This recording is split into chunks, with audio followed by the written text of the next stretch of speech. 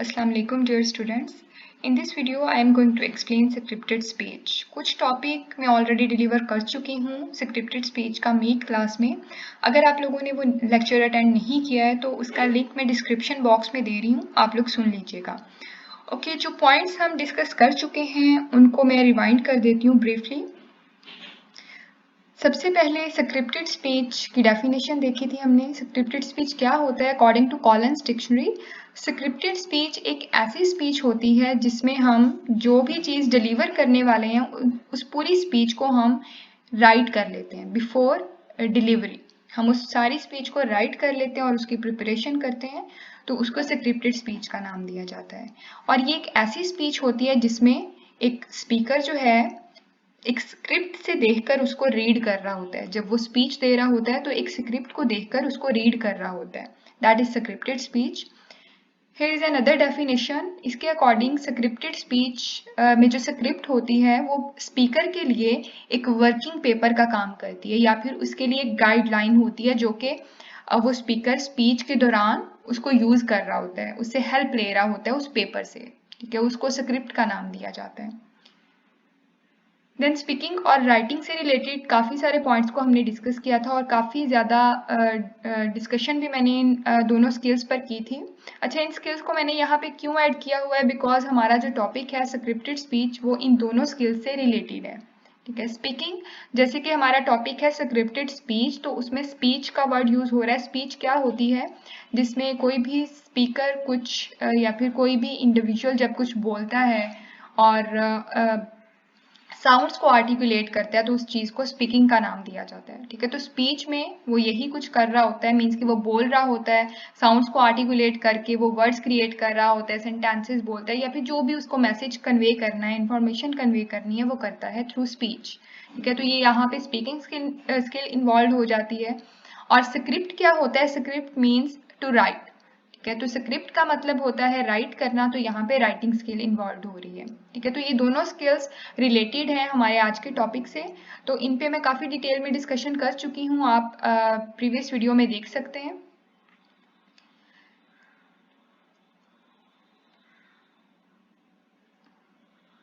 Okay, so now we will start from spontaneous speech versus scripted speech. These are the two different types of speech. Speech की काफ़ी सारी types होती हैं जिनमें से दो यहाँ पे mention की हुई हैं. Scripted speech है और spontaneous speech है. दोनों एक दूसरे के opposite consider की जाती हैं. Scripted speech जैसे हम पहले इस पे बात कर चुके हैं, ऐसी स्पीच होती है जिसमें एक स्पीकर ऑलरेडी उस पूरी स्पीच को डिलीवर करने से पहले पेपर पर राइट कर लेता है और उसको प्रिपेयर भी करता है. दैट मीन्स कि स्क्रिप्टेड स्पीच जो है वो प्री प्लान्ड होती है और उसकी रिहर्सल भी करता है एक स्पीकर, जबकि स्पॉन्टेनियस स्पीच जो है वो इंस्टेंटेनियस और अनप्रिपेयर्ड होती है. ठीक है, instantaneous means on the spot. अगर कोई स्पीकर ऐसी प्रेजेंटेशन दे रहा है या फिर कोई ऐसी स्पीच दे रहा है जो उसको अचानक से देनी पड़ जाए, उसको स्पॉन्टेनियस स्पीच का नाम दिया जाता है. ठीक है, और वो अनप्रिपेयर्ड होती है. स्पीकर को पता नहीं होता है कि उसने ये चीज़ बोलनी है, लेकिन अचानक से कुछ ऐसी सिचुएशंस आ जाती हैं या फिर कोई कुछ पूछ लेता है तो उसको वो स्पीच देनी पड़ती है स्पीकर को, तो उसको स्पॉन्टेनियस स्पीच का नाम दिया जाता है. स्पॉन्टेनियस स्पीच को इम्प्रॉम्प्टू स्पीच का नाम भी दिया जाता है. ठीक है, इम्प्रॉम्प्टू स्पीच का मतलब क्या होता है, जो सडन आपको देनी पड़ जाए. फॉर एग्जाम्पल, अगर टीचर क्लास में स्टूडेंट से कोई क्वेश्चन कर ले ड्यूरिंग लेक्चर और स्टूडेंट को पता ना हो कि टीचर ने मुझसे ये क्वेश्चन करना था. अगर उसको पता होता तो वो ऑब्वियसली प्रिपेयर करके आता. ठीक है, उसको देख के आता जो भी उसका आंसर होता. तो उसको पता नहीं था कि टीचर ने मुझसे ये क्वेश्चन करना है और उससे सडन वो चीज़ पूछ ली गई, तो इस चीज़ को भी हम स्पॉन्टेनियस स्पीच में इंक्लूड करेंगे या फिर इसको इम्प्रॉम्प्टू स्पीच का नाम देंगे. तो हर वो स्पीच, हर वो सिचुएशन जहाँ पर स्पीकर को सडनली कुछ बोलना पड़ जाए जिसकी उसने पहले से प्रिपरेशन नहीं की होती है, उसको स्पॉन्टेनियस स्पीच का नाम दिया जाता है. When do we use spontaneous speech? हम कब यूज करते हैं? At supermarket checkouts. ठीक है, ये एक एग्जाम्पल है. इसी तरह से मैंने पहले टीचर और स्टूडेंट की एग्जाम्पल दी. सडनली अगर टीचर स्टूडेंट से कुछ पूछ ले या फिर सडनली आप किसी कॉन्वर्सेशन में पार्टिसिपेट करते हो और सडनली वहाँ पे आप कुछ बोलना स्टार्ट कर देते हो, आपने प्लान नहीं किया होता है कि आपने ये चीज़ को बोलना है तो वो अनप्लैंड होती है, अनप्रिपेयर्ड होती है। इसी तरह से अगर आप एक ग्रुप में शामिल होते हो और आपको सडनली अपना इंट्रोडक्शन देना पड़ जाता है, वो भी स्पॉन्टेनियस स्पीच होती है। मीन्स के हर वो स्पीच जिसका आपको पता नहीं होता है, ऑन द स्पॉट आपको देनी पड़ जाती है, आप उसकी कोई प्रिपरेशन नहीं करते हो, प्लान नहीं होती है, तो सडन आपको जो भी स्पीच देनी पड़ जाए वो स्पॉन्टेनियस होती है और इम्प्रॉम्प्टू स्पीच भी कहा जाता है। And on the other hand scripted speech है जो कि प्लान्ड होती है, प्रिपेयर्ड होती है। And when do we use scripted speech? On the stage. Means कि इसमें हमारे पास एक ऑडियंस होती है जिनके सामने हमें ये स्पीच देनी होती है और हम इसको एक प्रॉपर वे में प्रिपेयर करके जाते हैं। ठीक है, जैसे कि क्लास प्रेजेंटेशंस, ठीक है, ये भी एक प्लान होती है, प्लान स्पीच होती है। इसी तरह से और भी काफ़ी सारी टाइप्स हैं प्लान स्पीचेस की, या फिर जिनकी आप पहले से प्रिपरेशन करते हो और उनकी रिहर्सल करते हो, लेकिन यहाँ पे हम एक स्पेसिफिक स्पीच की बात कर रहे हैं, दैट इज स्क्रिप्टेड स्पीच। ठीक है, प्लान स्पीचेस बहुत सारी होती हैं, लेकिन उसमें से एक स्पीच स्क्रिप्टेड स्पीच है।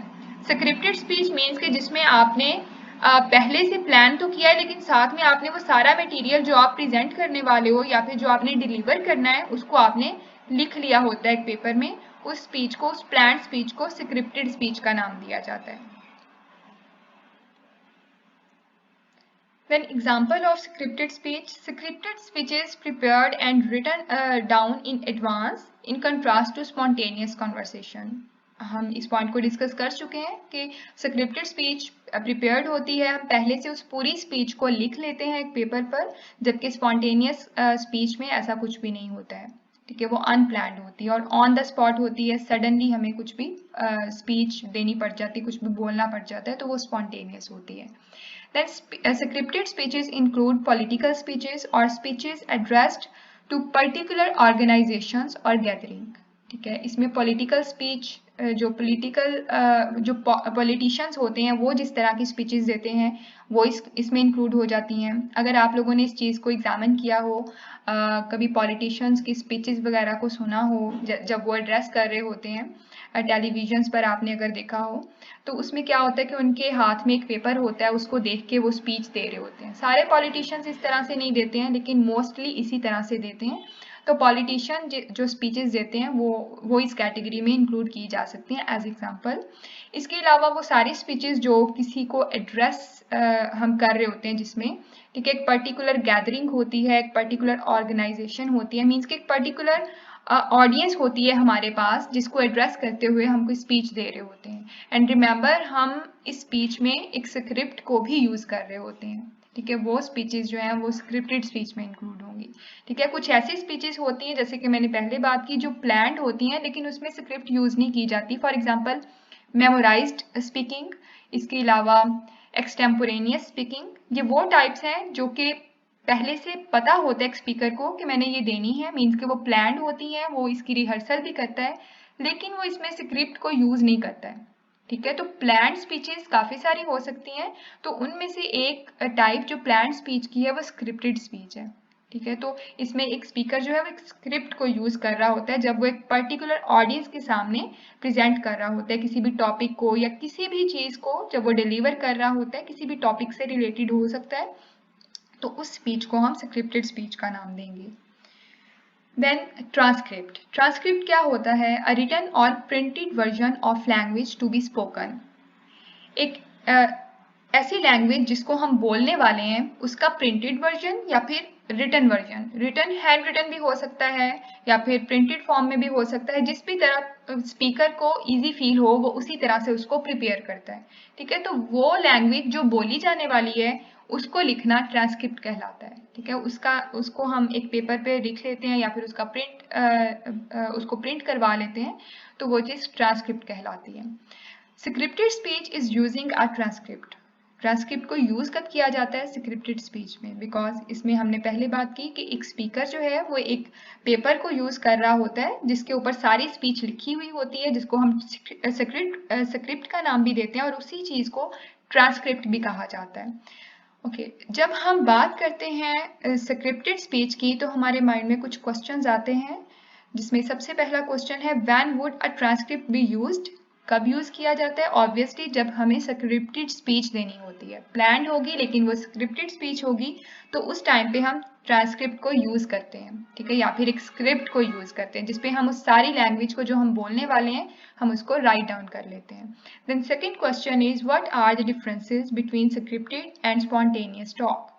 ऑलरेडी हम डिस्कस कर चुके हैं क्या डिफरेंस है इनमें, स्क्रिप्टेड और स्पॉन्टेनियस में। जो बेसिक डिफरेंस है वो यही है कि स्क्रिप्टेड स्पीच प्लान्ड होती है, उसकी हम रिहर्सल करते हैं, हमें पता होता है हमने इस टॉपिक पे ये चीज़ डिलीवर करनी है और हम वो सारी चीज़ प्रिपेयर कर लेते हैं, ठीक है, लिख के प्रिपेयर कर लेते हैं, स्क्रिप्ट बना लेते हैं या फिर ट्रांसक्रिप्ट रेडी कर लेते हैं। एंड स्पॉन्टेनियस स्पीच क्या होती है? जिसमें हमें पता ही नहीं होता है कि हमने इस चीज़ को बोलना है, ठीक है, हमें पता नहीं होता तो फिर ऑब्वियसली हमने उसकी कोई रिहर्सल भी नहीं की होती है, हमें कुछ भी नहीं पता होता है कि हमने इसको बोलना है, ठीक है। तो ये दोनों में डिफरेंस हो गया।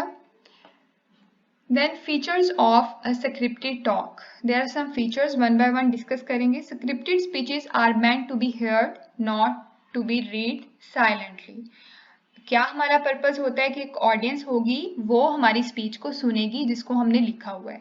इसमें हमारा ये पर्पस नहीं होता है कि हमने जो भी चीज़ लिखी हुई है उसको रीड करना है, ठीक है। एक तो होता है ना कि हम लिखी हुई चीज़ को पढ़ रहे होते हैं, लाइक बुक्स जैसे हम पढ़ रहे होते हैं, या फिर हम नॉवेल्स को रीड कर रहे होते हैं, स्टोरीज को रीड कर रहे होते हैं, तो उस टाइप की रीडिंग नहीं होती है, बल्कि हमने एक लिखे हुए टेक्स्ट को पढ़ना होता है, लेकिन हमने उसकी स्पीच देनी होती है क्योंकि उसको सुनने वाली ऑडियंस भी हमारे सामने बैठी होती है।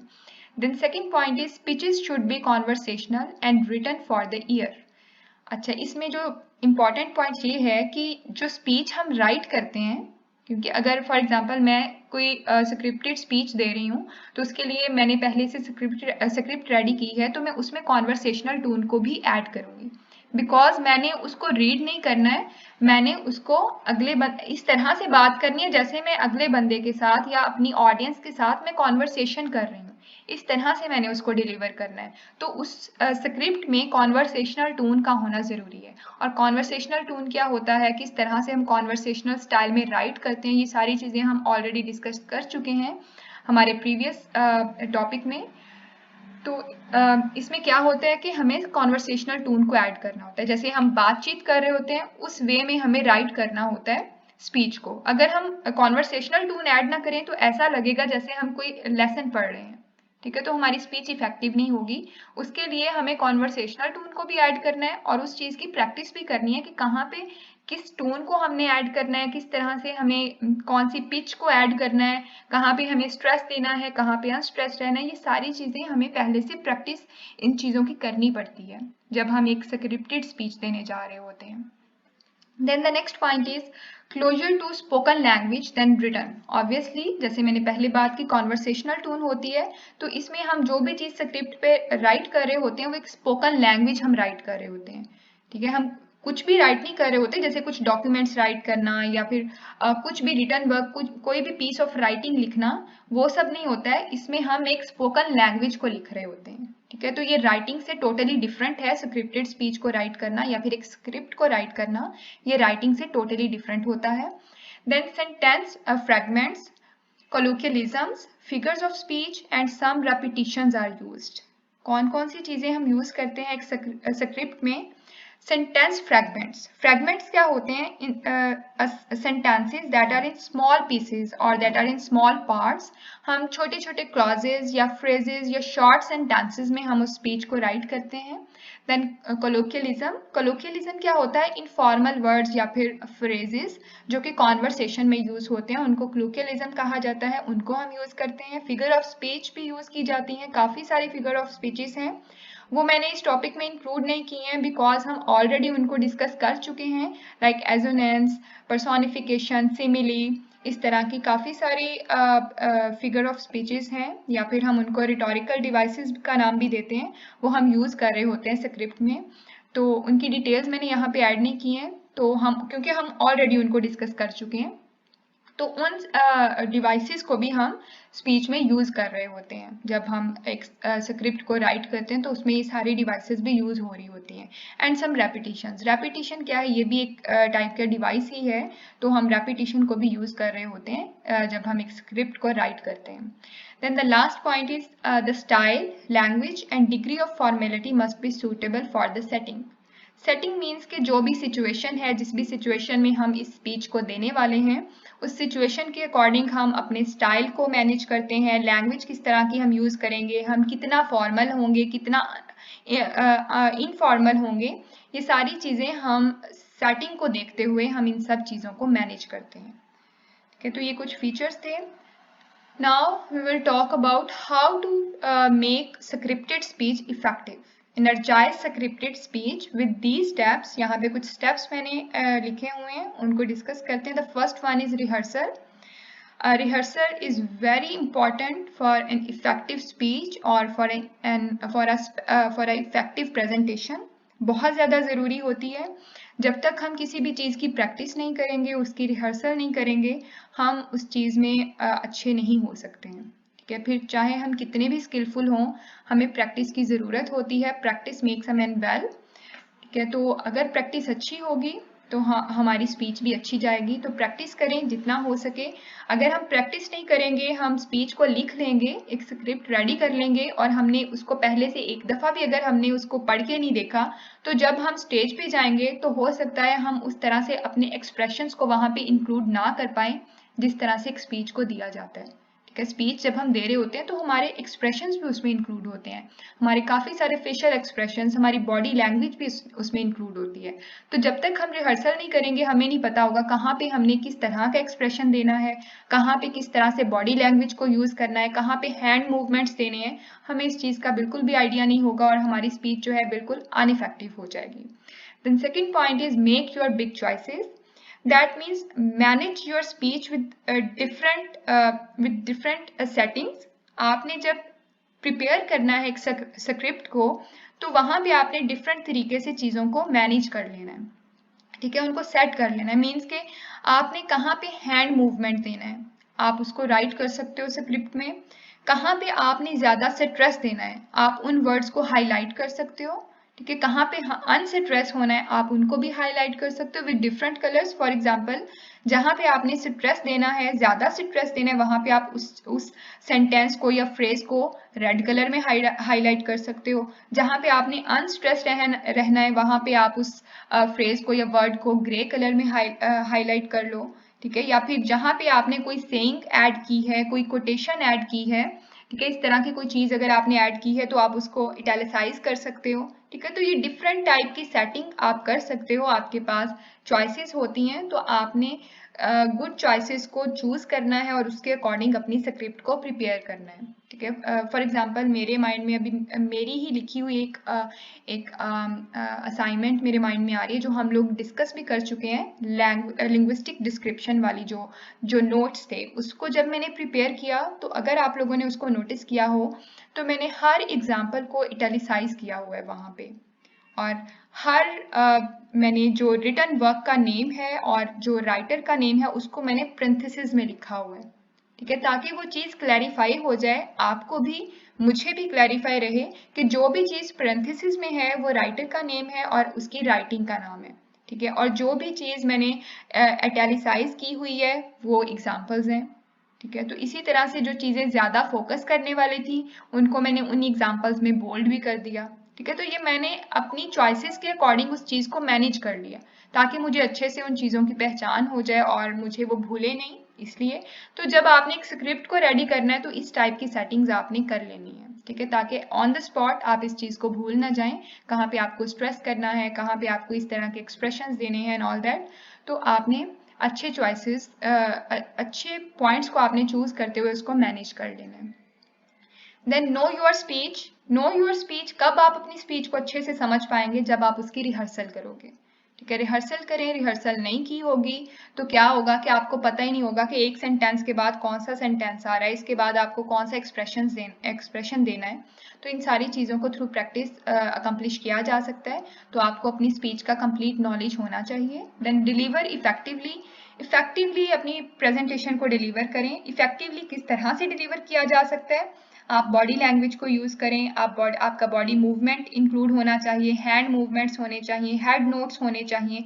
ऐसा ना हो कि आप स्क्रिप्ट की तरफ देख के बस उसको रीड किए जाओ, तो ऐसा लगेगा जैसे आप रीडिंग कर रहे हो, तो ये चीज़ नहीं होनी चाहिए। आपने स्क्रिप्ट की तरफ ठीक है आप देखो, लेकिन आपने साथ में अपनी ऑडियंस के साथ भी कॉन्टेक्ट रखना है। ठीक है, ऐसा ना लगे कि आप बस पेपर पे देख रहे हो और पेपर से ही बात किए जा रहे हो, आपको अपनी ऑडियंस से बात करनी है।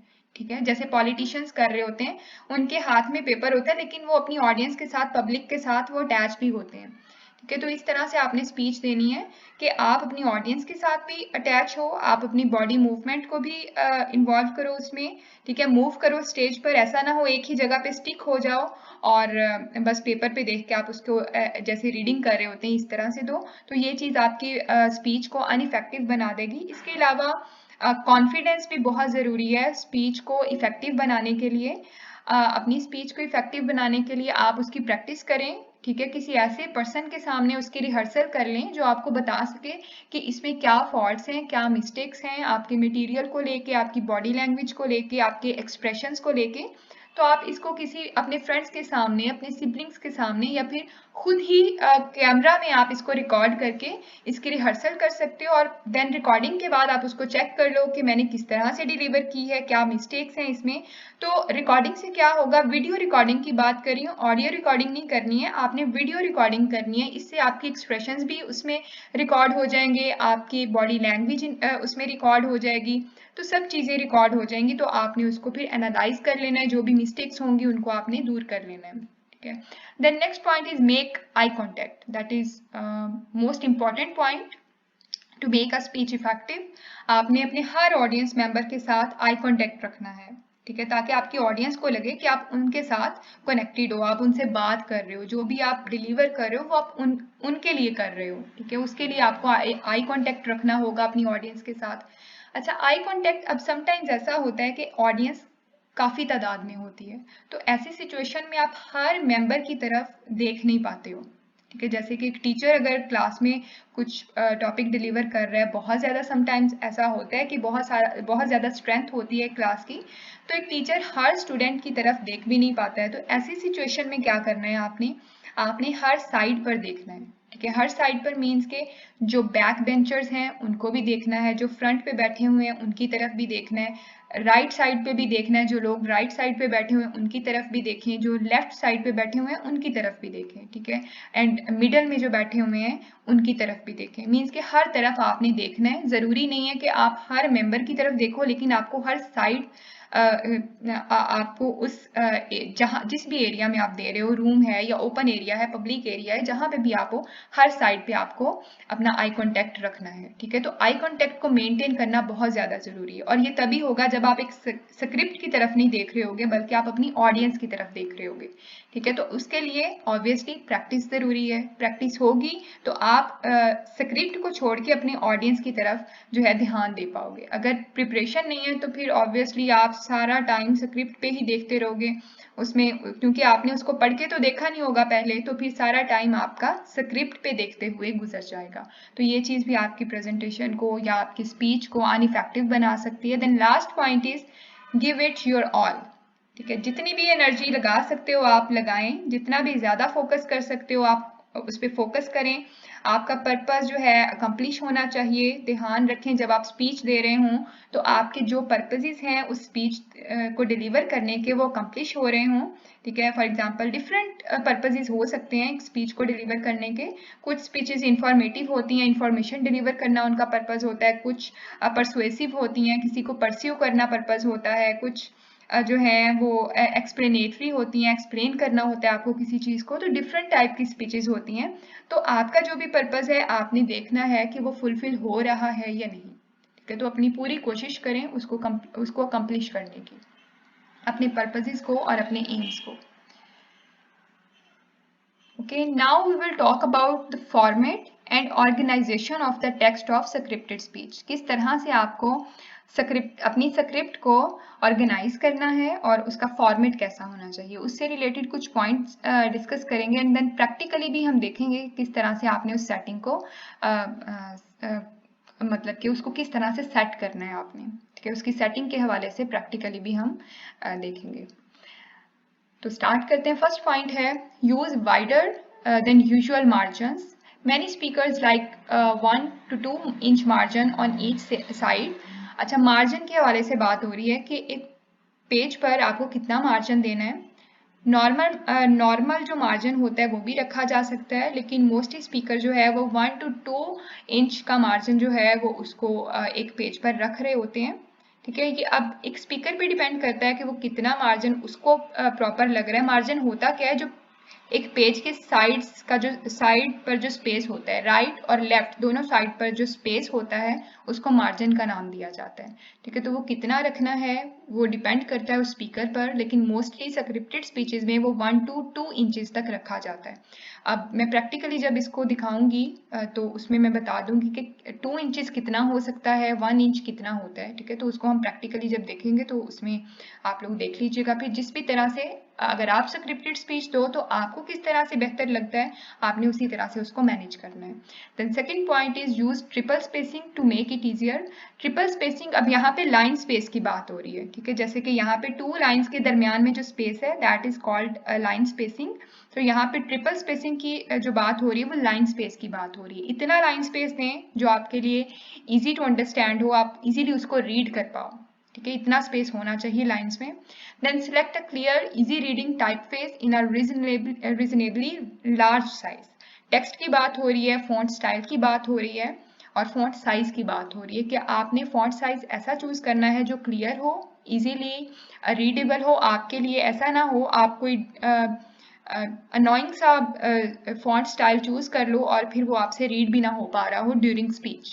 तो आपने क्लियर राइटिंग स्टाइल चूज करना है और साइज इतना रखना है कि वो इजीली आपको दिख जाए हर वर्ड जो आपने राइट किया है अपनी स्क्रिप्ट में।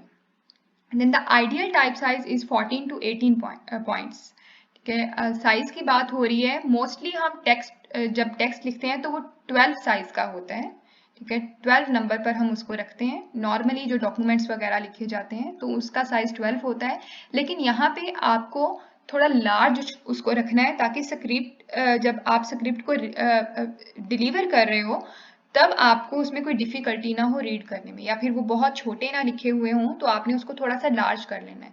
तो मैक्सिमम और मिनिमम जो साइज है, मिनिमम 14 तक रखा जाता है और मैक्सिमम 18 तक एक स्क्रिप्ट का फॉन्ट साइज रखा जाता है। Then most readers prefer a serif font style.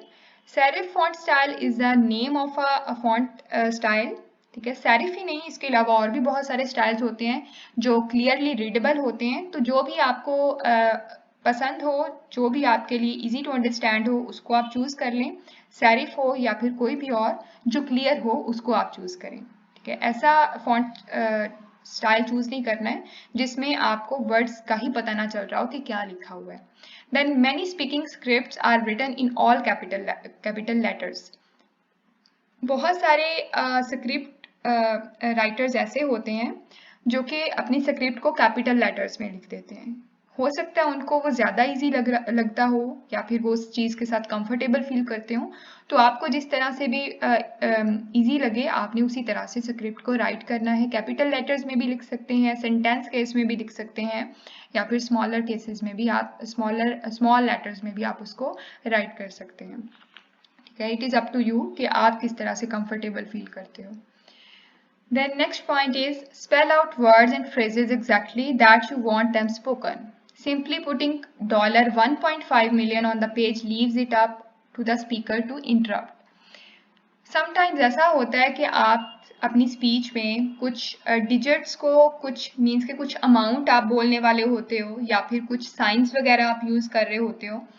तो बजाय इसके कि आप उन साइंस के मीन्स के आप उन सिंबल्स को वहाँ पे ऐड कर लो अपनी स्क्रिप्ट में या फिर अमाउंट के डिजिट्स को वहाँ पे ऐड कर दो, तो उसकी बजाय अगर आप उनको वर्ड्स में लिख दो या फिर उनको इन स्पेलिंग्स आप राइट कर दो तो वो आपके लिए ज़्यादा इफेक्टिव होगा, ठीक है। समटाइम्स ऐसा होता है कि आप देख तो लेते हो कि इस साइन को इस तरह से बोलना है या फिर इस सिंबल को ये कहा जाता है, लेकिन जब आप स्पीच देने जाते हो तो आप हो सकता है कि आप उस चीज़ को भूल जाओ।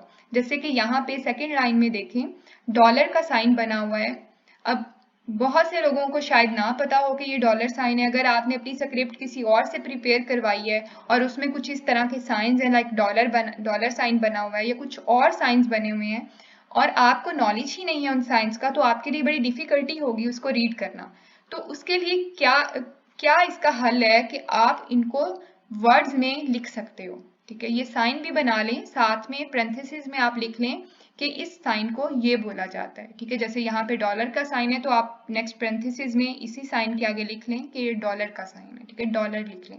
इसी तरह से जितने भी साइंस यूज हो रहे हैं, या फिर अमाउंट्स की अगर हम बात करें, यहाँ पे 1.5 मिलियन लिखा हुआ है, बहुत ईजी अमाउंट है। समटाइम्स लार्ज अमाउंट्स लिखी होती हैं। ठीक है, तो उनको रीड करना भी मुश्किल हो सकता है, आप कंफ्यूज हो सकते हो बाय रीडिंग दैट अमाउंट। तो आपको उसको वर्ड्स में अगर आप लिख लो तो वो ज़्यादा इफेक्टिव रहेगा, तो चांसेस नहीं होंगे कि आप उसको गलत बोल जाओ। ठीक है, तो किसी भी कंफ्यूजन में इन्वॉल्व होने की बजाय आपको चाहिए कि आप उसको वर्ड्स में लिख लो। साइंस यूज हो रहे हैं या फिर अमाउंट है तो आप उसको वर्ड्स में लिख लो। Then include the phonetic spelling of unusual words, use unusual pronunciations in parenthesis. अगर कुछ ऐसे वर्ड्स हैं जो इजीली प्रोनाउंस नहीं होते हैं, उनके स्पेलिंग्स कुछ और हैं, उनकी प्रोनाउंसिएशन कुछ और तरह से होती है, तो उनके फोनेटिक स्पेलिंग्स आप या फिर उनकी ट्रांसक्रिप्शन आप पैरेंथेसिस में लिख लें। जैसे कि यहाँ पे एग्जांपल भी दी हुई है, मिस्टर थॉम्स, आगे वर्ड लिखा हुआ है BEYR। अब जब एक नॉर्मली अगर हम इस वर्ड को पढ़ें तो ये इस तरह से भी हो सकता है, एक स्पीकर पढ़ ले इसको buyer, but this is not buyer, this is bare. तो इसका जो भी फोनेटिक स्पेलिंग बन रहा है उसको आप पैरेंथेसिस में लिख सकते हो, या फिर अगर आप ट्रांसक्रिप्शन को रीड कर लेते हो तो आप ट्रांसक्रिप्शन लिख लें उसकी आगे पैरेंथेसिस में। देन एक और वर्ड यहाँ पे एग्जांपल दी हुई है एक और वर्ड की, दैट इज वर्सेस। ठीक है, इसको भी अगर डिफिकल्टी हो रही है इसको प्रोनाउंस करने में, आप इसको भी ब्रैकेट्स में लिख लें। तो जिस भी वर्ड को आपको लग रहा है कि ये आप हो सकता है आप इसको मिस प्रोनाउंस कर जाओ, तो आप उसको उसके फोनेटिक स्पेलिंग्स को ऐड कर दें ब्रैकेट्स में। Then bullets indicate items that are to emphasised. Bullets को यूज करें, पॉइंट्स बना के लिखें, तो वो चीज मीन्स कि अगर आपने किसी चीज पे ज्यादा एम्फसाइज करना है, ज्यादा स्ट्रेस देना है, ठीक है, ज्यादा फोकस करना है किसी पॉइंट पे, तो आप उसको पॉइंट्स बना लें उसके। और बुलेट्स क्या होता है, बेसिकली पॉइंट्स बना के जब आप लिख रहे होते हो किसी चीज को, ठीक है, शॉर्ट फ्रेजेस में या फिर फ्यू वर्ड्स में आप किसी चीज को डिफाइन कर रहे होते हो तो आप बुलेट्स बना के लिख रहे होते हो। तो अगर किसी चीज को ज्यादा एम्फसाइज करना है तो आप बुलेट्स बना सकते हो। Then underline, circle और highlight words और phrases for extra verbal punch। किसी भी चीज को ज्यादा स्ट्रेस देना है आप उसको अंडरलाइन कर सकते हो, सर्कल, हाईलाइट, किसी भी तरह से, जिस भी तरह से आपको ज्यादा बेहतर लग रहा है आप उस हिसाब से उसको मैनेज कर सकते हैं। Then indenting can be use to indicate material. Indenting क्या होती है? इंडेंटिंग का मतलब होता है कि एक पैराग्राफ इंडेंटिंग होती है, मीन्स कि पैराग्राफ की स्टार्टिंग लाइन जो है उसको हम इंडेंट कर रहे होते हैं एक टेक्स्ट में, या फिर सम टाइम हम एक पूरे पैराग्राफ को इंडेंट कर रहे होते हैं। ठीक है, इंडेंटिंग फॉर एग्जांपल अगर आप एक इंग्लिश पैराग्राफ लिख रहे हो तो आप लेफ्ट साइड से स्टार्ट करते हो, तो आप लेफ्ट साइड से जो पैराग्राफ का फर्स्ट लाइन है उसको आप इंडेंट कर देते हो, मीन्स कि आप उसको थोड़ा सा आगे करके लिखते हो। ठीक है, और बाकी सारे पैराग्राफ्स की जो लाइन है, बाकी सारी जो लाइन्स है एक पैराग्राफ की, उनको आप उसी तरह से लिखते हो जिस तरह से लिखी जाती है पूरे पेज पर, लेकिन जो फर्स्ट लाइन होती है उसमें आप स्टार्टिंग में थोड़ा सा स्पेस दे देते हो, उसको इंडेंटिंग का नाम दिया जाता है। या फिर समटाइम्स पूरे का पूरा पैराग्राफ ही इंडेंट कर दिया जाता है। फॉर एग्जाम्पल अगर आपने कोई कोटेशन ऐड की हुई है, 3 पैराग्राफ्स हैं आपकी स्क्रिप्ट में, आपने सेकंड पैराग्राफ किसी की कोटेशन आपने लिखी हुई है, कंप्लीट कोटेशन है सेकंड पैराग्राफ, तो आप उसको इंडेंट कर देते हो। इंडेंट मीन्स कि आप उसको सेंटर में ले आते हो, बाकी पैराग्राफ्स उसी तरह से उनकी फॉर्मेशन होती है एक पेज पर, लेकिन जो मिडल पार्ट है, फॉर एग्जांपल किसी की सेइंग है या कोटेशन है, आप उसको मिडल में ले आते हो। ठीक है, जो कि सेपरेट हो जाता है बाकी सारे पैराग्राफ से, अलग दिखता है। तो उसका मतलब क्या है कि आपने वो चीज किसी और कहीं और से ली है, आपने उसको इंडेंट कर दी है। ठीक है, तो ये हम प्रैक्टिकली देखेंगे किस तरह से इंडेंट किया जाता है। The next point is stage directions. For example, gestures, changes in pacing, tone, etc. placed in brackets. Square parenthesis में आप इन स्टेज डायरेक्शंस को ऐड कर सकते हो। ठीक है, मीन्स कि आपने किस तरह से स्टेज पर किस डायरेक्शन में जाना है, कौन से जेस्चर्स को यूज करना है, पेसिंग मीन्स किस तरह से वॉक करना है, आपकी मूवमेंट किस तरह से होनी चाहिए, आपकी टोन क्या होगी इस सेंटेंस पर, तो उस चीज को आप उस सेंटेंस के आगे स्क्वेयर्ड पैरेंथेसिस में आप उसको राइट कर सकते हो। Then sentences or paragraphs should not be broken at the bottom of one page and continued on the next page if it can be avoided। अच्छा, इसका मतलब क्या है कि आप अगर कोई ऐसा सेंटेंस लिख रहे हो जो एक पेज पर कंप्लीट नहीं हो रहा है और नेक्स्ट पेज पे जा रहा है, तो वो चीज़ आपके लिए डिस्टर्बेंस हो सकती है, डिस्टर्बेंस क्रिएट कर सकती है। इसी तरह से अगर कोई पैराग्राफ है, एक पेज पे कंप्लीट नहीं हो रहा है, नेक्स्ट पेज पे चला गया है, तो इससे क्या होगा कि कंफ्यूजन क्रिएट हो सकती है। तो इस कंफ्यूजन को दूर करने के लिए आप कोशिश करो, अगर एक सेंटेंस एक पेज पे पूरा नहीं आ रहा है, नेक्स्ट पेज पे जा रहा है, तो आप उस कंप्लीट सेंटेंस को नेक्स्ट पेज पे ले जाओ या फिर उस कंप्लीट पैराग्राफ को नेक्स्ट पेज पे ले जाओ। ठीक है, तो इससे क्या होगा कि कोई कंफ्यूजन क्रिएट नहीं होगी, डिस्टर्बेंस क्रिएट नहीं होगी आपके लिए। Then number each page, numbering देना बहुत ज़रूरी है। अपने हर पेज को नंबर दें और जो बेस्ट प्लेस होती है नंबर्स पेज नंबर ऐड करने की, that is the right upper corner of the page. ठीक है, आप इंग्लिश लैंग्वेज में अगर राइट करें तो अपर राइट कॉर्नर होगा। अगर उर्दू लैंग्वेज में या फिर कोई भी ऐसी लैंग्वेज जो कि राइट साइड से स्टार्ट होती है, उसका जो बेस्ट प्लेस होगा पेज नंबर ऐड करने का, that is upper right corner. ठीक है, तो इंग्लिश लैंग्वेज के लिए upper right corner is the best place for inserting page number. Then do not staple the pages together, pages को staple मत करें, क्लमजी लगेगा, नोटिसेबल लगेंगे आप अपनी ऑडियंस के सामने। क्लमजी मीन्स कि थोड़ा ऑकवर्ड लगेगा, तो आपने पेजेस को स्टैपल नहीं करना है, उनको जस्ट आपने पेज नंबर्स दे देने हैं और उन नंबर्स के अकॉर्डिंग आपने उसको एक ऑर्डर में रख लेना है और फिर आपने अपनी स्पीच को प्रिपेयर कर लेना और उसको डिलीवर करना है। So all these are the points related to format and organization of a scripted speech. I hope कि आपको सारे पॉइंट समझ में आ गए हों। अब हम इन सब पॉइंट्स से रिलेटेड थोड़ा प्रैक्टिकली इनको करके देखते हैं कि किस तरह से किस सेटिंग को करना है। तो अभी मैं वर्ड पे जा रही हूँ और वहाँ पे हम इसको प्रैक्टिकली करते हैं। Okay, so here I have some notes. कुछ स्क्रिप्टेड स्पीच तो नहीं है मेरे पास, लेकिन यहाँ पर मेरे कुछ नोट्स थे, मैं इन्हीं को कुछ पैराग्राफ में कन्वर्ट कर रही हूँ, पैराग्राफ्स में। तो उसको हम जिस तरह से हमने फॉर्मेट पढ़ा है, ऑर्गेनाइजेशन पढ़ी है, उसी के अकॉर्डिंग हम इसकी सेटिंग करके देखेंगे। ठीक है, तो मैं इसको पैराग्राफ्स में कन्वर्ट कर रही हूँ, कुछ पैराग्राफ्स बना रही हूँ हेडिंग्स को रिमूव करके। ओके, सो यहाँ पे अब कुछ पैराग्राफ्स हैं आपके सामने शो हो रहे हैं, तो इनको जो फॉर्मेट में या ऑर्गेनाइजेशन के पॉइंट्स हमने देखे हैं उनके अकॉर्डिंग हम अब इसकी सेटिंग करके देखते हैं। सबसे पहला पॉइंट था अबाउट मार्जिन। अच्छा, अब मार्जिन क्या है? ये जो साइड वाले स्पेसेस हैं दैट है, सिर्फ लेफ्ट राइट पे नहीं होता है, टॉप और बॉटम पे भी होता है। तो किस तरह से हमने देखा था कि 1 to 2 इंचेस तक स्क्रिप्ट का मार्जिन होता है, जो स्क्रिप्ट का पेज होता है उसका मार्जिन कितना 1 to 2 इंचेस तक रखते हैं। ठीक है, तो अभी हम करके देखते हैं अभी फिलहाल कितना है, और 2 अगर 1 इंच करते हैं तो कितना होगा, 2 इंच करें तो कितना होगा। तो मार्जिन को सेट करने के लिए सबसे पहले आपने लेआउट पे जाना है। ठीक है, ये ऊपर टूल बार में काफ़ी सारे ऑप्शंस हैं, आपने जो 5th और या फिर 6th ऑप्शन होगा आपने वहाँ पे जाना है लेआउट में जाएंगे तो सबसे पहला ऑप्शन होगा मार्जिन का। मार्जिन को क्लिक करें तो यहाँ पे डिफरेंट टाइप के फॉर्मेट्स आ जाएंगे। ठीक है, मार्जिन के कहीं पे 2 इंचेस है फोर साइड्स का, ठीक है, कहीं पे 1 इंच का है 4 साइड्स पे, कहीं पे 0.5 इंच है, कहीं पे किस तरह से है। तो अगर आपको इन सेटिंग के अकॉर्डिंग मार्जिन नहीं पसंद आ रहा है तो आप यहाँ पे लास्ट में कस्टम मार्जिन लिखा हुआ है, आप यहाँ पे जाके अपनी मर्जी से जिस भी तरह से आपको रखना है, आपको टॉप एंड बॉटम का कुछ और रखना है, आपको लेफ्ट राइट का कुछ और ऐड करना है, तो आप उस हिसाब से कर सकते हो, यहाँ पे सेट कर सकते हो इसको कस्टम मार्जिन में जाके। अब जो मैंने ऑलरेडी सेट किया हुआ है इस पेज का मार्जिन वो नॉर्मल है, जो कि 1 इंच होता है चारों साइड से। ठीक है, और अब अगर इसी से ऊपर वाले ऑप्शन को देखें, that is last custom setting, that is called last custom setting. अच्छा, जब इस पे क्लिक करते हैं तो 2 इंचेस का मार्जिन आ जाता है चारों साइड्स पर। तो ये कुछ इस तरह से दिखाई देता है। अब ये देखें कितनी सारी स्पेस आ गई है, टॉप पर भी, बॉटम पर भी और साइड्स पर भी।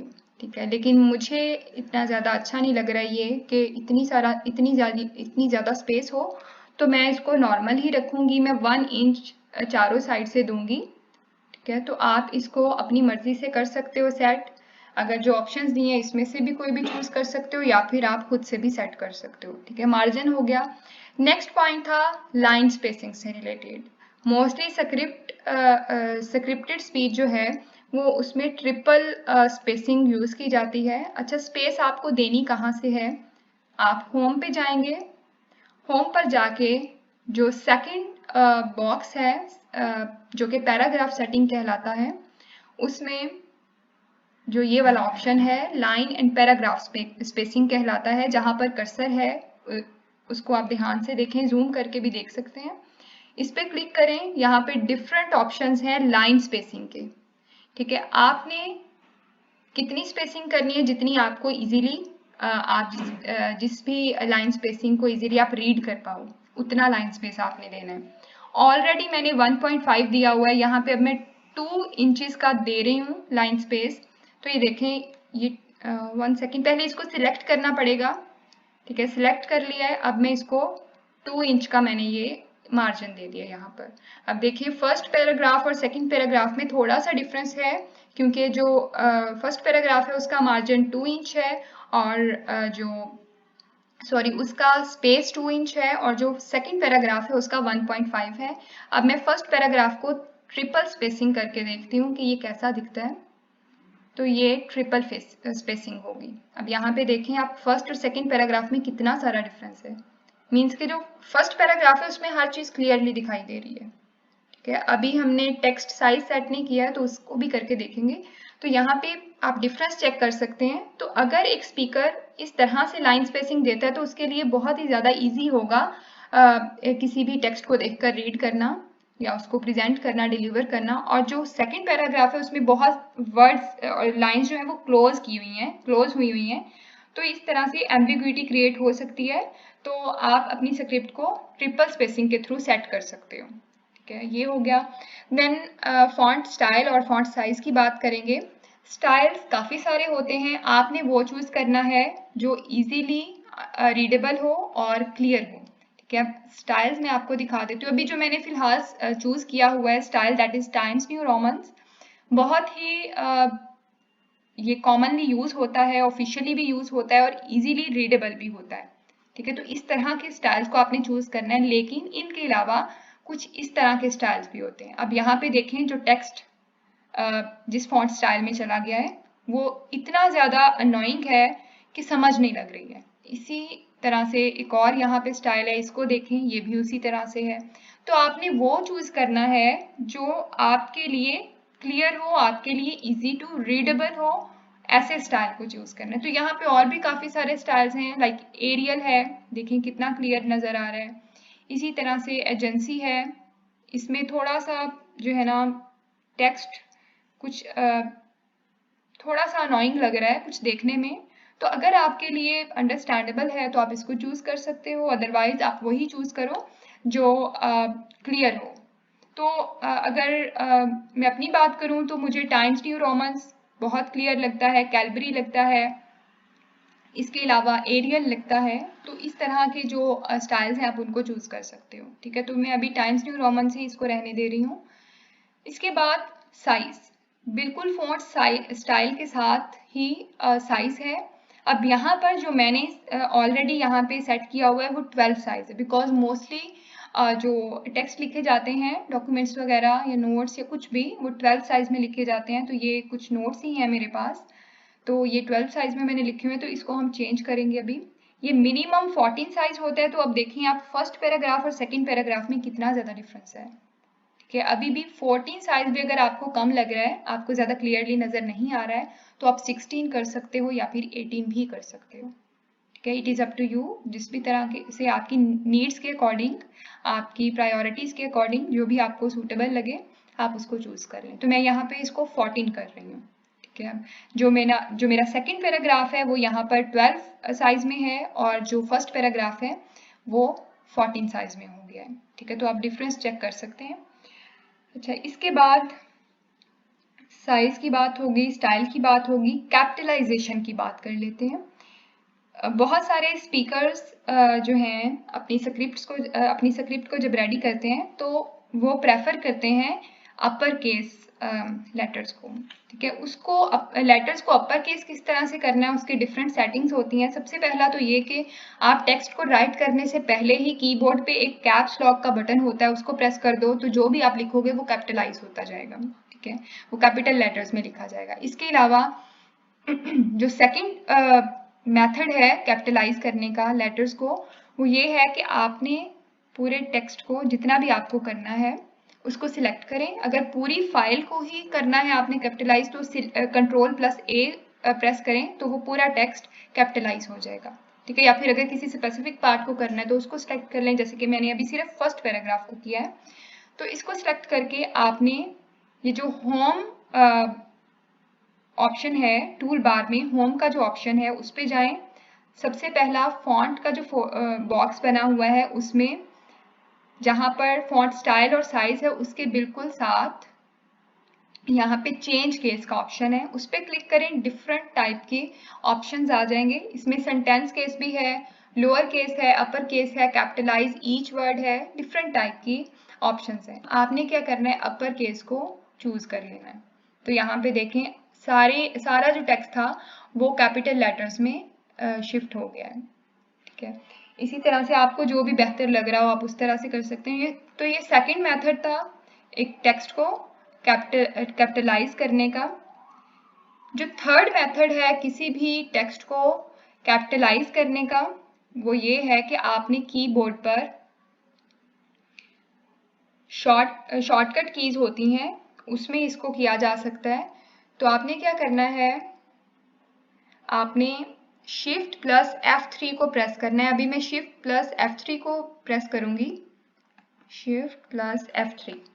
तो ये मैंने प्रेस किया और सारा टेक्स्ट कैपिटल लेटर्स में कन्वर्ट हो गया। ठीक है, तो ये जिस भी तरह से आपको बेहतर लगे आप उस तरह से कर सकते हैं। आप कैपिटल लेटर्स में रखना चाहते हैं तो उस तरह से कर लें, सेंटेंस केस में रखना चाहते हैं तो उस तरह से कर लें। मुझे ज़्यादा बेहतर सेंटेंस केस में लगता है तो मैं वापस इसको Ctrl+Z के साथ सेंटेंस केस में ले गई हूँ। ठीक है, ये हो गया। अच्छा, इसके बाद नेक्स्ट जो पॉइंट है वो है बुलेट्स।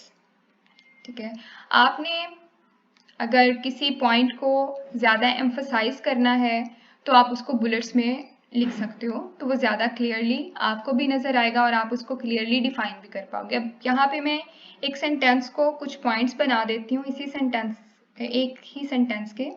फॉर एग्जाम्पल यहाँ पे मुझे 3 पॉइंट्स इंक्लूड करने हैं। इन पॉइंट्स को मैं सिलेक्ट करूंगी और यहाँ सेकंड बॉक्स में पैराग्राफ वाली जो सेटिंग है, सबसे पहला ऑप्शन बुलेट्स का है। यहाँ पे जाएं, डिफरेंट स्टाइल के बुलेट्स हैं, आप कोई भी चूज कर सकते हो। फॉर एग्जाम्पल मैंने ये चूज कर लिया, तो इस तरह से आप बुलेट्स बना सकते हो। ठीक है, मीन्स के पॉइंट्स बना सकते हो आप किसी भी आपका जो भी टेक्स्ट है, स्क्रिप्ट है, उसमें पॉइंट्स बना सकते हो उस चीज़ को ज़्यादा एम्फसाइज करने के लिए। ठीक है, ये हो गया। इसके बाद आप अंडरलाइन कर सकते हो किसी भी चीज़ को जो आपको लग रहा है कि आपको इसको ज़्यादा एम्फसाइज करना है, स्ट्रेस देना है या फिर ज़्यादा प्रोमिनेंट हो आपके लिए। जैसे कि मैंने यहाँ पे हेडिंग को किया हुआ है, तो अंडरलाइन कहाँ से करना है, तो सबसे पहला ऑप्शन है होम का जो बटन है उस पर जाएं टूल बार में। तो सबसे पहली जो सेटिंग है वो फॉन्ट से रिलेटेड है, उसी में अंडरलाइन का भी ऑप्शन है। तो जहाँ पे यू लिखा हुआ है उसके साथ एक साइन बना हुआ है, उसको क्लिक करेंगे तो काफ़ी सारे अंडरलाइन के डिज़ाइन आ जाएंगे। ठीक है, single line, double line, dotted line, जिस भी तरह से आपको ऐड करना है आप कर सकते हो। मैंने डबल लाइन किया हुआ है, बोल्ड लाइन भी कर सकते हो आप, लाइक दिस। अच्छा, पहले आपको सिलेक्ट करना पड़ेगा उस टेक्स्ट को जिसको आपने अंडरलाइन करना है। तो ये हो गया, बोल्ड लाइन होगी, इसी तरह से डॉटेड लाइन, जिस भी तरह से आपको बेहतर लग रहा हो आप उस तरह से करें। ठीक है, मुझे ज़्यादा बेहतर डबल लाइन लगता है तो मैं इसको वैसे ही कर लेती हूँ। ठीक है, इसके अलावा सर्कल। ठीक है, कोई चीज़ ज़्यादा क्लियर करनी है आपको, ठीक है, उसको आप सर्कल भी कर सकते हो। सर्कल कहाँ से करना है, इंसर्ट ऑप्शन में जाना है, यहाँ पे शेप्स हैं, शेप्स को सिलेक्ट कर लें, सर्कल का शेप होगा उसको सिलेक्ट कर लें और जहाँ पे भी आपको किसी वर्ड को सर्कल करना है, फॉर एग्जांपल मैं जहाँ पे भी रिपोर्ट वर्ड आता है मैं उसको सर्कल करना चाह रही हूँ। यहाँ पे रिपोर्ट वर्ड है, मैंने इसको सर्कल कर लिया। अब सर्कल यहाँ पे तो सर्कल पहले करके आप उसके ऊपर टेक्स्ट भी राइट कर सकते हो, या फिर आपने बाद में अगर इस शेप को चूज किया है तो आपने यहाँ पे रैप टेक्स्ट में जाना है और यहाँ पर आपने इसको बिहाइंड टेक्स्ट कर देना है। ठीक है, आप इसका कलर भी चेंज कर सकते हो, लाइक मैं इसको इस तरह से इसका कलर चेंज कर रही हूँ। ठीक है, तो इस तरह से आप इसको किसी भी वर्ड को आप सर्कल करना चाह रहे हो तो आप कर सकते हो। इसके अलावा हाईलाइट, ठीक है, कुछ इंपॉर्टेंट पॉइंट्स हैं मैं चाह रही हूँ जिन पे मुझे ज़्यादा फोकस करना है, या फिर जिनको मुझे ज़्यादा स्ट्रेस करना है या फिर अनस्ट्रेस हो सकता है करना हो, मैं उनको किसी कलर के साथ हाईलाइट कर लूँगी। ठीक है, फॉर एग्जाम्पल जहाँ पे भी फॉर्मेट वर्ड आ रहा है मैं चाह रही हूँ मैं उसको येलो कलर के साथ हाईलाइट कर लूँ, तो मैं यहाँ पे येलो कलर के साथ इसको हाईलाइट कर लूँगी। जहाँ पे भी फॉर्मेट का वर्ड आ रहा होगा मैं उसको येलो कलर में हाईलाइट कर दूंगी। ठीक है, हाईलाइट कहाँ पे करना है, वर्ड को सिलेक्ट करना है। ठीक है, जिस भी वर्ड को हाईलाइट करना है यहाँ पे भी आपके पास सेटिंग के ऑप्शंस आ जाएंगे, उसमें यहाँ पे जो फोर्थ ऑप्शन है सेकेंड लाइन में उसमें हाईलाइट का ऑप्शन है। इसके अलावा जो फर्स्ट बॉक्स है होम वाले ऑप्शन में उसमें भी हाईलाइट का ऑप्शन है। यहाँ पे जाके भी आप डिफरेंट कलर्स के साथ हाईलाइट कर सकते हो जिस भी वर्ड को आप करना चाहो, या फिर जिस भी फ्रेज को, जिस भी सेंटेंस को आप करना चाहते हो आप कर सकते हो। अब हम इंडेंटिंग करेंगे। अच्छा, इंडेंटिंग कैसे करते हैं, फॉर एग्जांपल मुझे अब यहाँ पर सेकंड पैराग्राफ की इंडेंटिंग करनी है, तो मैं जिस भी पैराग्राफ को मुझे इंडेंट करना है मैं उस पैराग्राफ के स्टार्टिंग पे जाऊंगी, क्लिक करूंगी यहाँ पर, और जो पैराग्राफ वाली सेटिंग है यहाँ पर इंक्रीज इंडेंट और डिक्रीज इंडेंट का ऑप्शन है। अगर मुझे इंडेंट करना है इस पैराग्राफ को तो मैं इंक्रीज इंडेंट पे क्लिक करूंगी। अब मैं इस पे क्लिक कर रही हूँ तो ये देखें पैराग्राफ इंडेंट होता जा रहा है। कि जितना मैं इस पे क्लिक करती जाऊंगी वो उतनी ज़्यादा इंडेंटिंग होती जाएगी। अगर मुझे इसको डिक्रीज करना है तो मैं डिक्रीज इंडेंट पे क्लिक करती जाऊंगी और वो वापस अपनी पहले वाली जगह पे आता जाएगा पैराग्राफ। और अगर मैं फुली इसको डिक्रीज कर दूंगी तो ये उसकी अलाइनमेंट बाकी पैराग्राफ्स के इक्वल हो जाएगी। ठीक है, तो इस तरह से आपने इंडेंटिंग करनी है। इसके अलावा फर्स्ट लाइन एक पैराग्राफ की भी इंडेंट आप कर सकते हो लाइक दिस। इस तरह से आप एक सिंगल लाइन जो कि स्टार्टिंग लाइन होती है एक पैराग्राफ की उसको भी आप इंडेंट कर सकते हो। तो ये हो गया। इसके बाद हमने बात की थी कि अगर कोई पैराग्राफ या अगर कोई सेंटेंस हाफ एक पेज पे है और बाकी हाफ दूसरे पेज पे है तो उसको आप एक ही पेज पे रखो। अब फॉर उसको किस तरह से आप करोगे, एक ही पेज पर किस तरह से शिफ्ट करोगे। फॉर एग्जांपल अब ये जो थर्ड वाला पैराग्राफ है, फॉर एग्जांपल अगर ये हाफ मेरा इस पेज पे है और हाफ नेक्स्ट पेज पे है तो मैं इसको किस तरह से एक ही पेज पे शिफ्ट करूंगी। तो मैंने क्या करना है, पैराग्राफ या फिर अगर सेंटेंस है तो उसके स्टार्ट पे क्लिक करना है। ठीक है, अब यहाँ मैंने पैराग्राफ के स्टार्टिंग पे क्लिक कर दिया। अब यहाँ पे क्लिक करने के बाद आपने इंसर्ट पर जाना है। इंसर्ट पे पहला ही ऑप्शन है पेजेस से रिलेटेड, यहाँ पर थर्ड ऑप्शन है पेज ब्रेक का। यहाँ पे पेज ब्रेक पे आपने क्लिक कर देना है। ठीक है, पेज ब्रेक पे क्लिक किया तो यहाँ ये पूरा पैराग्राफ मेरा सेकंड पेज पर आ गया। इसी तरह से आपने कोई पैराग्राफ या कोई सेंटेंस करना है तो आपने उसको इसी तरह से पेज ब्रेक के थ्रू नेक्स्ट पेज पे ले जाना है। ये हो गया। Then the last thing is page number. Page number आपने कैसे देना है, इंसर्ट पर जाएंगे तो यहाँ पर पेज नंबर्स का ऑप्शन है। पेज नंबर पे जब आप क्लिक करेंगे तो डिफरेंट टाइप के डिजाइन आ जाते हैं। ठीक है, टॉप पे आपने पेज नंबर देना है या बॉटम पे या पेज मार्जिन्स पर आपने नंबरिंग देनी है। किस तरह से भी आपने क्या करना है, जो बेस्ट ऑप्शन है स्क्रिप्ट में पेज नंबर्स का वो अपर राइट कॉर्नर पे है, तो आपने क्या करना है टॉप ऑफ पेज वाले ऑप्शन पे चले जाना है। वहाँ पे डिफरेंट तरह के डिज़ाइंस होंगे कि किस तरह से आपने इसको स्टाइल करना है। इसमें डिफरेंट ऑप्शन है कि आपने राइट साइड पे रखना है पेज नंबर या लेफ्ट साइड पे या मिडल में रखना है, तो आपने कौन सा ऑप्शन सिलेक्ट करना है, राइट साइड वाला। तो यहाँ पे मैं राइट साइड वाले ऑप्शन को मैंने क्लिक किया तो यहाँ पे आप देख सकते हैं मेरे हर पेज पे नंबरिंग आ गई है और वो अपर राइट कॉर्नर पे आई है। ठीक है, तो इस तरह से आपने पेज नंबर्स दे देने हैं। तो ये सारे पॉइंट्स थे एक स्क्रिप्ट के फॉर्मेट और उसके ऑर्गेनाइजेशन से related. So this is all about this topic. I hope कि आपको सारे पॉइंट्स क्लियर हो गए होंगे, but still if you have any question then you can ask.